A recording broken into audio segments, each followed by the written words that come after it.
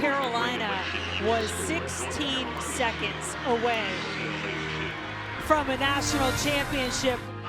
And you see the disappointment.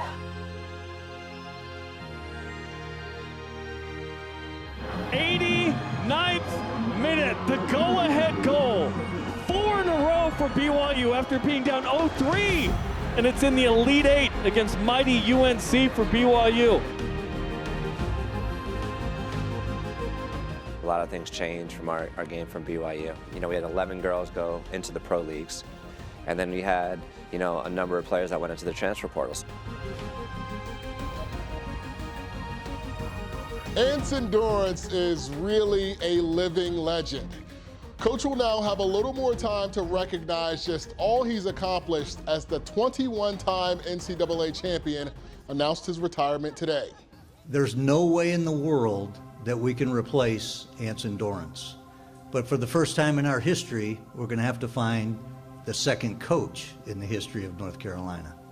Damon Nahas, who's here today, will be our interim coach for this year. And Damon, congratulations, and thank you for allowing us to do that. Yeah, you know, Anson retiring was a shock to everyone. And I knew it real time, as everybody else did, and when Bubba, you know, found out about it.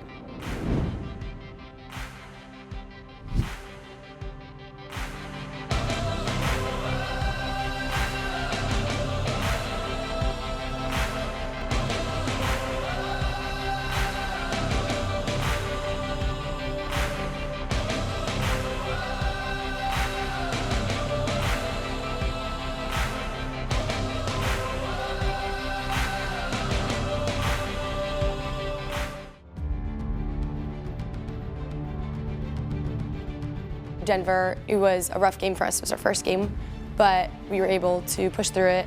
High altitude was a real challenge for our girls going there.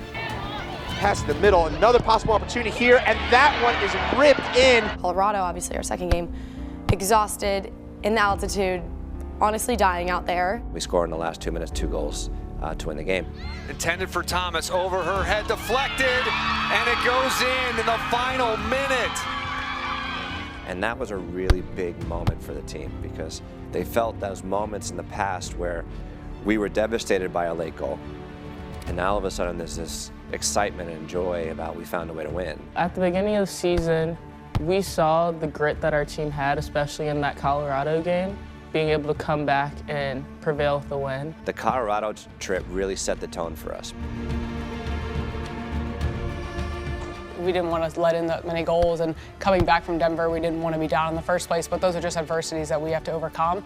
For Georgia, that was like kind of our transition game of like trying to figure out formations, trying to figure out who works best. Look at this team opening this game up. Look at that goal there. 3-1, Olivia Thomas. We held them off at the end, and I thought that was another big turning point. We definitely got punished on a few mistakes of our own, but that was also just another learning opportunity of what can we take out of it. You always say at the beginning of the season, oh, we want to win a natty, but then there's a certain turning point during the season where you're like, wait, why not us? Like, why can't we win this? The confidence and relationship started to build, communication, which served us well in the next games. Ayimi, and that shot, and there's that first goal. Finally, North Carolina has scored. It's a long-range hit, and the Tar Heels have taken a 1-0 lead here. My goal against Arizona was also outside of the box, but it was more just like I found some space. I had an opening with my left foot. I'm just going to take it. Another shift in our mentality of we have the people, we have the players to be able to do this. We played without fear a lot. No one was really scared of doing something that could possibly hurt the team because we knew the team had our backs. Thomas has won it back.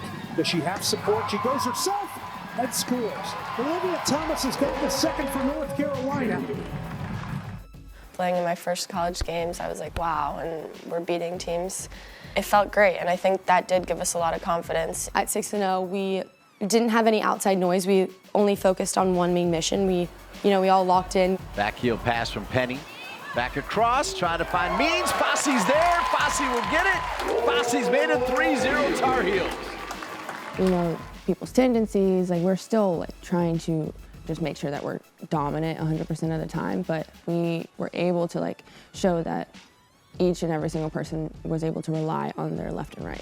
Tar Heels, incredible individual effort from Bella Sember, the senior, has made it 2-0 North Carolina. You know, even in games as they go, if you have a clean sheet, it doesn't mean that opportunities weren't there for the opponent. For the third straight game, Claire Gagne will get a shutout. I think it took her a few games also to find her confidence and her own identity. 6-0 with then coming off of 3 clean sheets. It feels like everything's starting to come together. We're starting to mesh all over the field, and we're starting to really put the pieces together where they need to be. At 6-0, you know, we were obviously really excited. The girls hyped me up before the game, telling me how crucial it was to play Duke. Anytime you're playing your rival, I mean, obviously there's so much that you're trying to learn about yourselves. Now, this technically is a non-conference matchup between Duke and North Carolina, but don't expect this one to be any less intense as a result of that. Playing away there with a team that is, you know, #1 in the country at the time, they had a lot of returners. They have a lot of grad students and seniors that were on that team. Oh, this ball bounces fortuitously. Duke with a chance, yes! We gave up a goal late in that first half that ultimately was really a mistake on our own part. Duke making history tonight, knocking off unbeaten North Carolina. They weren't necessarily the better team, they just found a way to win on that day. I don't think it was a bad loss in terms of obviously 1-0, but for us, we obviously thought it was a bad loss just because it is Duke. That was also just another learning opportunity of what can we take out of it and move forward with it so that when we see them next time and the next time and also then the next time, what can we do better? Honestly, like, that game was so pivotal for the rest of our season just because we're looking for like, okay, what do we need to work on? Because it exposed us. Like, we were doing well, and then whenever it came to Duke, we were able to see the different things that we needed to work on. No matter what the circumstance, we were going to find a way to win.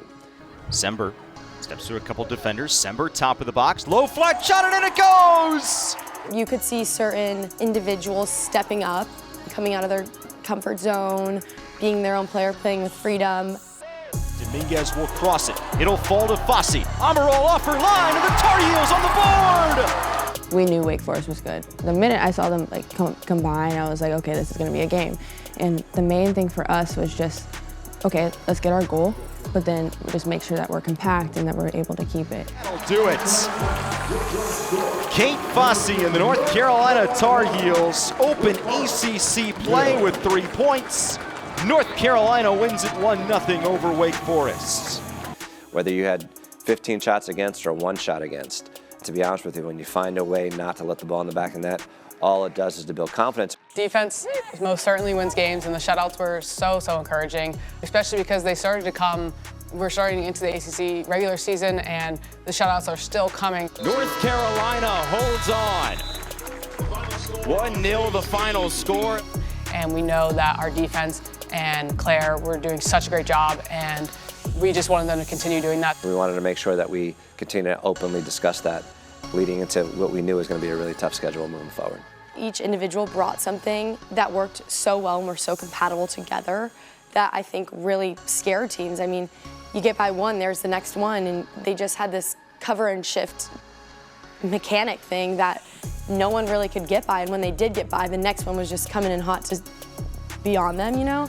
Playing in the best conference in the nation and we're shutting teams out, it's definitely encouraging. It's definitely building momentum, building excitement for what we can accomplish.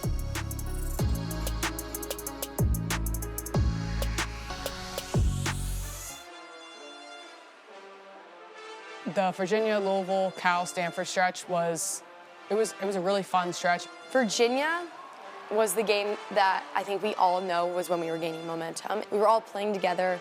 You could see different components all coming together, different connections all over the field starting to form. And that's when, truly for me, I was like, this team is one of the best teams there is in the country.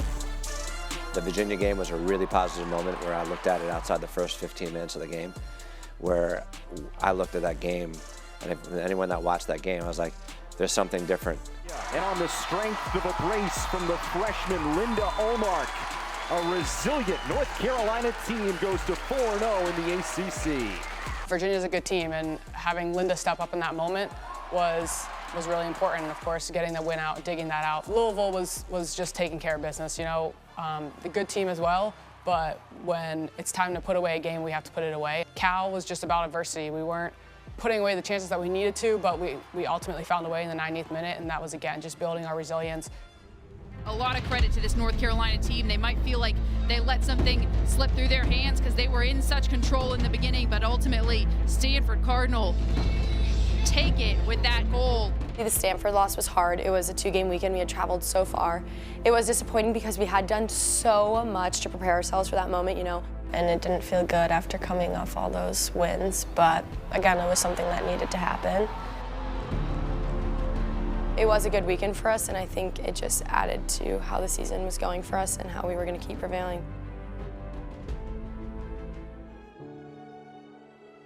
It's a Clemson sky here in Chapel Hill tonight, following the Tigers on the road. If the Clemson game was coming off of Stanford, I think that was just like, we're going to get back out there and we're going to take what's ours.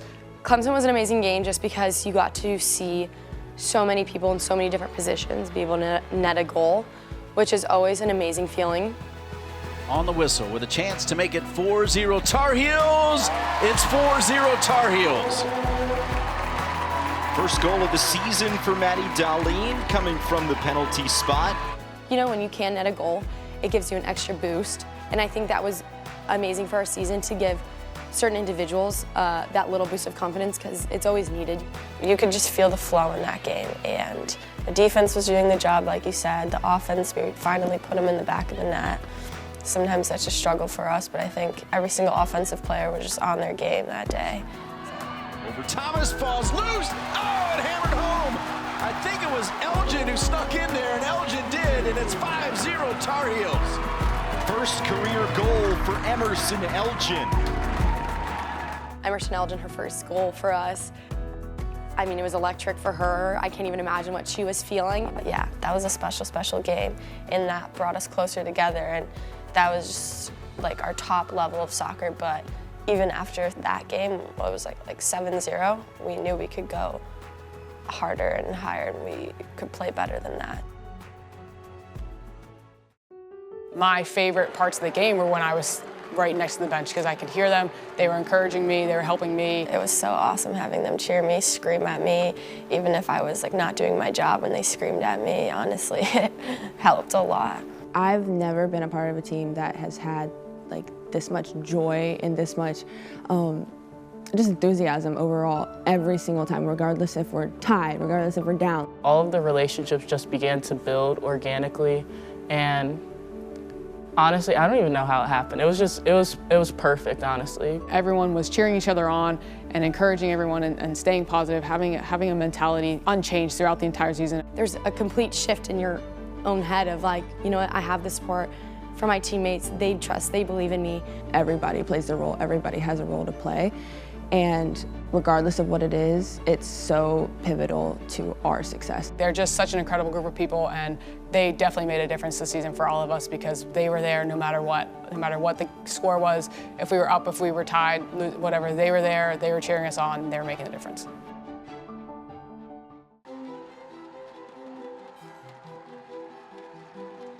Again, I think it comes down to rivalry, so Carolina will be upset about conceding these goals to Duke, especially on their home fields. We found a way, we were grinding back, and I felt that if we had another 5 minutes, we were going to find a way to tie that game, if not win it. And that is the game. Duke is absolutely ecstatic to secure this second victory over Carolina in Robbie Church's final season. And it was like a heartbreaking feel to lose at home against Duke. All the stats that are coming out, all the, you know, first time winning at whatever field against UNC, first time, you know, just obviously is heartbreaking to see the next day and you're just like, ugh. But in that moment, losing to Duke at home, it was more of like, can we put a 90-minute game together and just take it to them? Florida State, who you could argue for the last 10 years, has been the crown jewel of the college soccer world. The one at Florida State, we slipped up too many times, and that was just a learning point for us to really get the small things right. Jordan Dudley, Soleil Washington, and Florida State with a statement victory on their season. 4-2 over North Carolina. Then they netted their second and then their third, and they held the ball in the corner, which obviously sucks. And that was just soul-crushing because we had been so good, and it was such a great, an amazing team effort because it was a whole new team that we had shown that day. Honestly, I'm happy that those losses happened because without them, I don't think we would have been the team that we are. I think all of us were very surprised by the losses. You know, we had put the effort in, but we knew there was another level of soccer we could play against them. Both those losses were significant for our preparation for the Final Four. And now all of a sudden, you know, you have to face Virginia Tech first. Count it! Kate Bossy gets it done again! To send Damon Nahas and these Tar Heels to that all-important semifinal. I was wanting that another opportunity to play against Duke, as was our team. We knew that now that was the first game that we had all year long, that we had everybody. Even more on the line than usual when Duke faces North Carolina because one of these teams is going to the ACC Tournament Championship game, trying to give Duke the lead over their biggest rival in the ACC Tournament Semifinals. Gagne got a hand on it, but couldn't slow it down enough.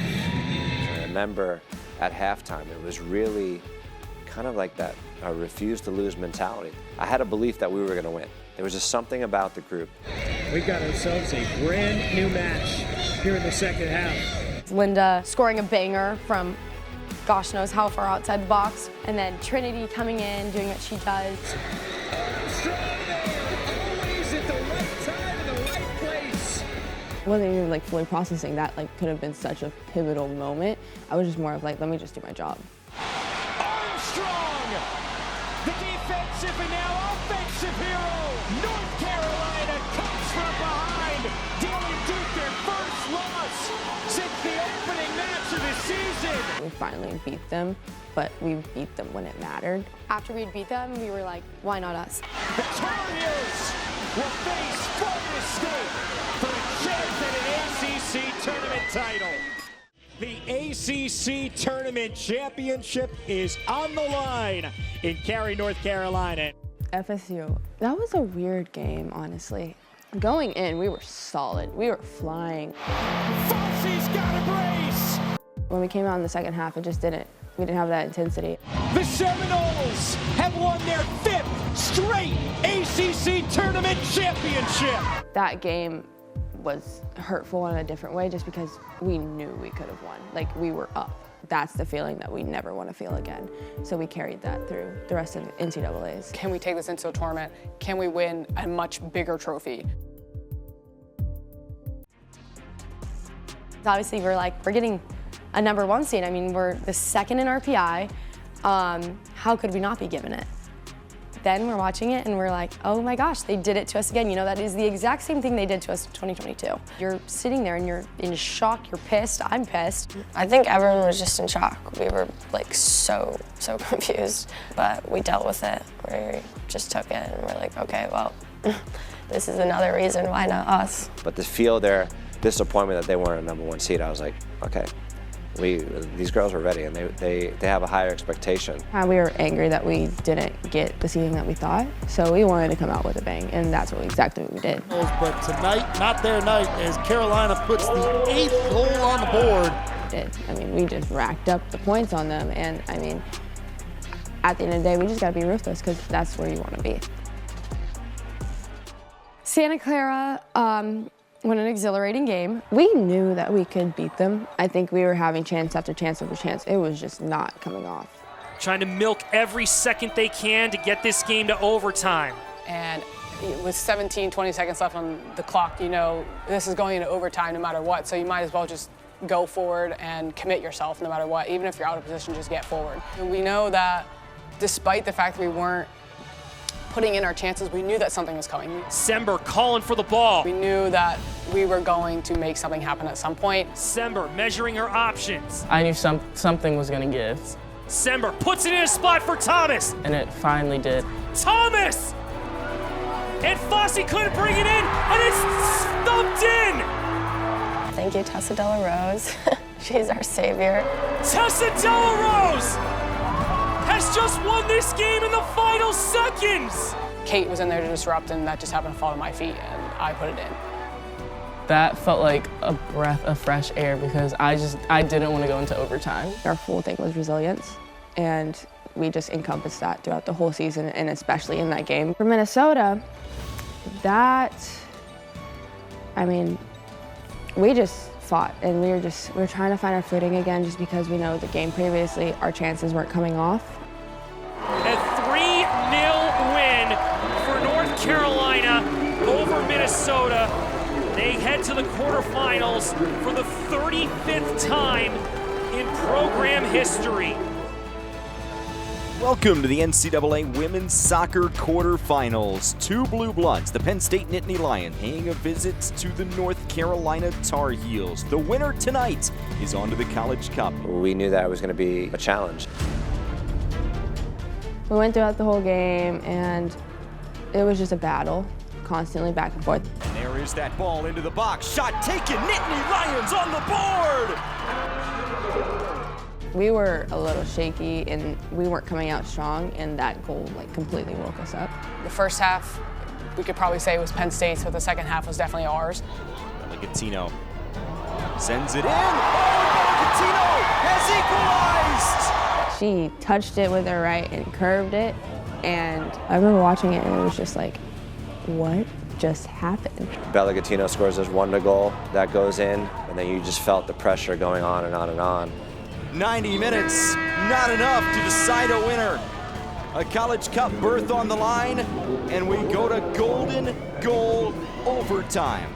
We knew going to overtime that this was our game to take, this was our game to win, and this was also our game to lose. Comes Delarose for Thomas in the box. This will be a North Carolina corner. I remember we're going up for the corner. I was like, Tessa, go take it. Tessa steps up for it, and I'm always usually back post. She played a beautiful whipped ball to back post. She launched the thing, and I think I blacked out in that moment. In front, that's it! Kate Fossey, goal number 19 of the season, is the game winner in overtime. It was the best feeling in the world. I fell to my knees. I was just like, thank you. It was an emotional win on many, many fronts. And to be able to know that we're going to get in the Final Four was pretty special. Hey, women's soccer, women's volleyball here. We just want to wish you good luck. Good luck to women's soccer this weekend. Good luck, women's soccer. Good luck, women's soccer. Good luck at the College Cup. Go bring it home. Go bring it home. Yeah!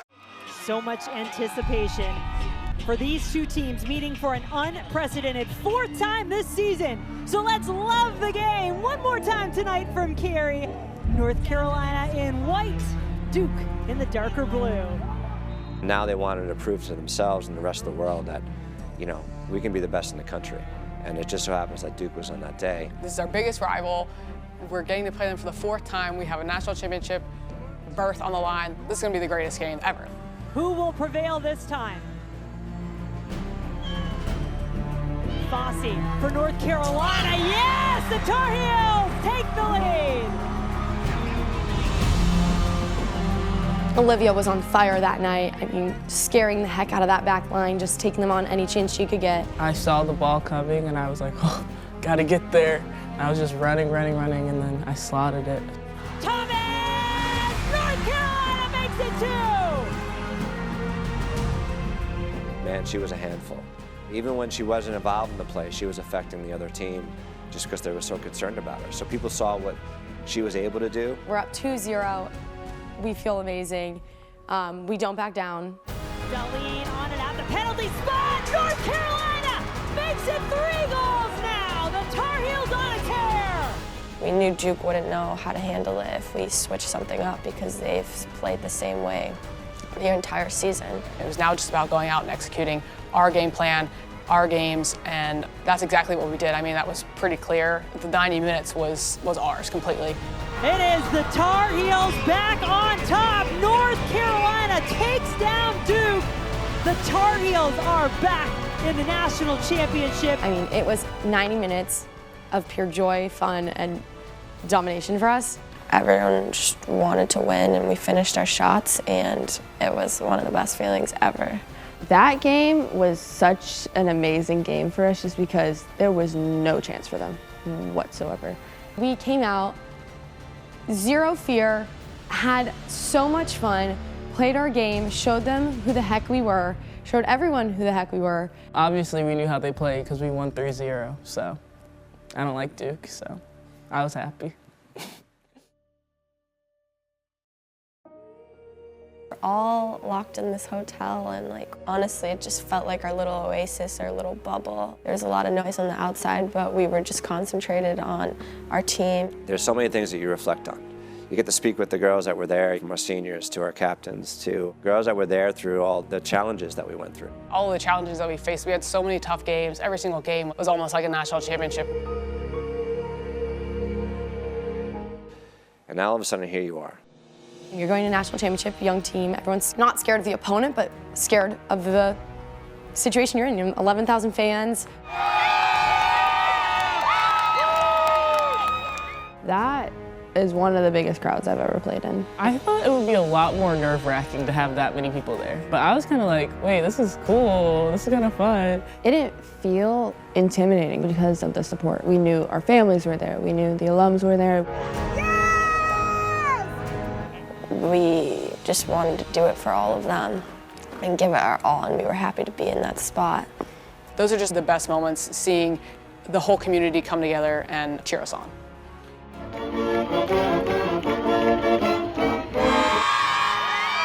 Being able to see how they support us, how they do our chants, the amount of energy they put into it is just amazing.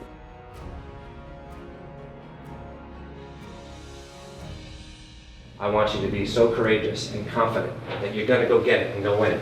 But we got to do it 1 second at a time. What a way to welcome you to Wake Med Soccer Park in Cary, North Carolina for the 2024 NCAA Women's Soccer Championship match, featuring a matchup between the North Carolina Tar Heels, who have won on the stage more than any other team, and the Wake Forest Demon Deacons, who are here for the very first time. No one, even them, early on in the spring, thought we would be anywhere close to this.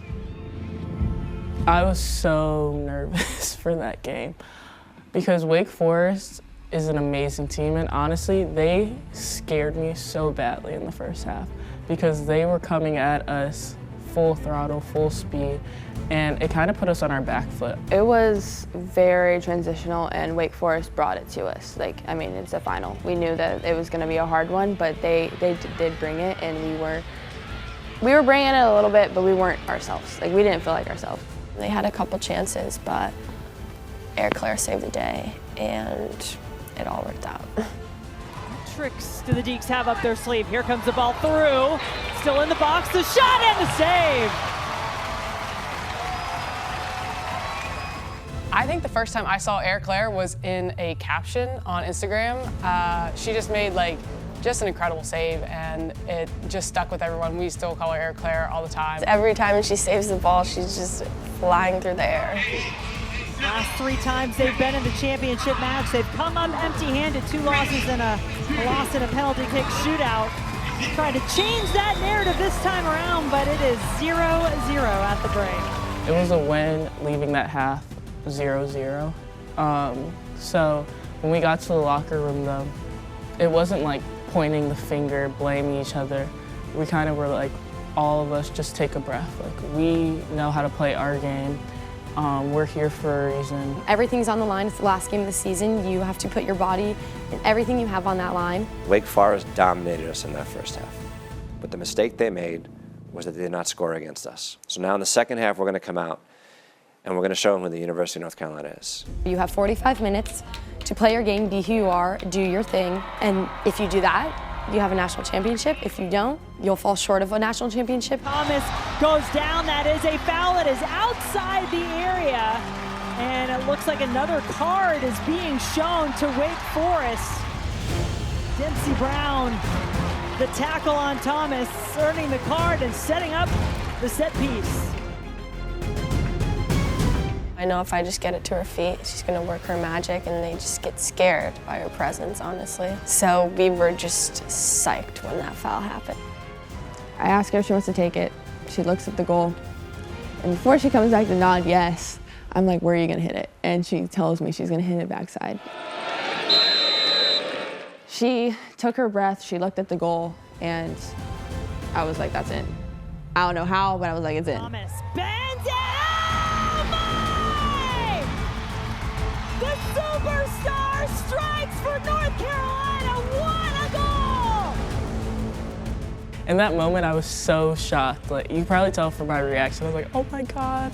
I was just jumping up and down, and like, people had to push me to go run to the sideline because I was literally just jumping up and down in place. I was like, oh my God, this is so cool.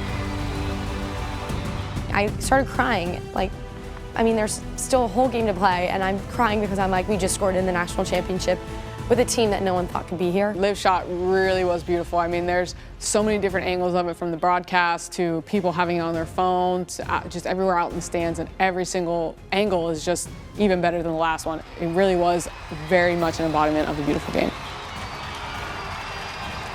What a sensational strike from Olivia Thomas. It was just the perfect curve around it, bended like Beckham.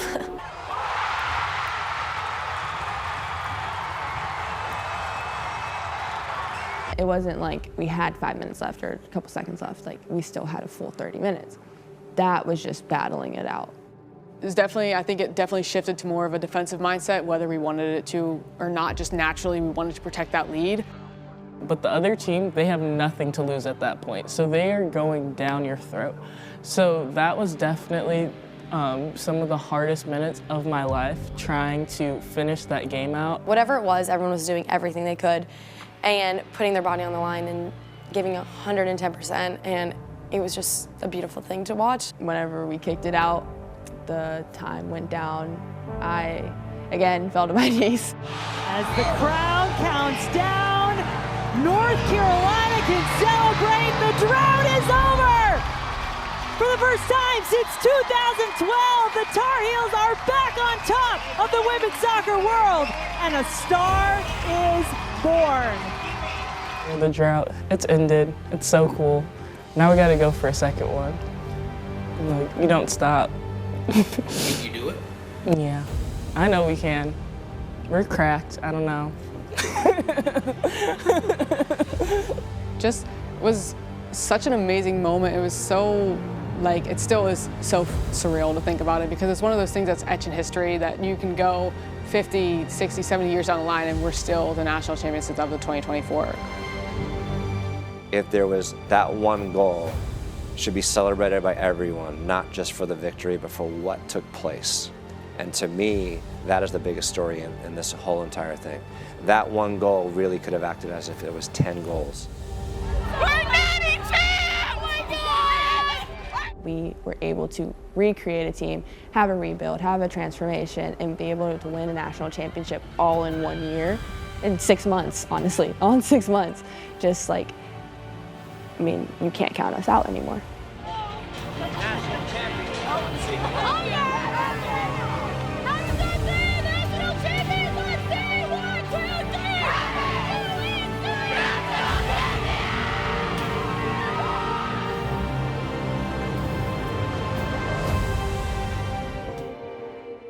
After fighting through a long season, the Heels accomplished what the program hadn't been able to do for 12 years, winning national championship number 23 and reclaiming the legacy. I don't even have words for it, because it is actually so insane that a university can hold that many titles in one sport, and that that team specifically, was the team to add that title to this university. Winning that 23rd title is just a epitome of our hard work. It's such a fairy tale story. For anyone that hears the number 23, you think of Michael Jordan, right, in so many respects. And I mean, setting the standard for all sports, you know, what a champion it is, how do you sustain excellence. The team went from playing good soccer during the season to dominating the tournament, scoring 18 goals while allowing only 1 across 6 games. We had every team that we'd ever faced and lost in our bracket, and we knew it was probably, every game was gonna be like a championship to us. At the end of the day, we knew who we were, We knew who we are, and in that moment, like, we knew what we wanted to be. Team accolades included Tournament Offensive MVP, Tournament Defensive MVP, National Staff of the Year, National Coach of the Year, and National Player of the Year. So many people deserved so much recognition for the little things that people don't even see. All of those people, Claire, Liv, Kate, and everyone else on the field and on the sidelines was just so important because they brought an energy, they brought a mentality, and everyone was bought in because they were. For Claire, like defense, oh my goodness, like she hadn't won anything. They weren't giving her anything, and she was the rock, the leader for our team. You fought for each other, and I know, and I love you, and you fought for me. For me, not about the results or the accolades, but how they made me a better person, a better coach. Bubba came to tell me I'm the next head coach. It shows how amazing of a coach Damon is, because how can anyone just bring a crumbled up team to the top as champions? Both the players and the coaches credit their victory to the contributions of all 27 team members, restoring the legacy of Carolina soccer.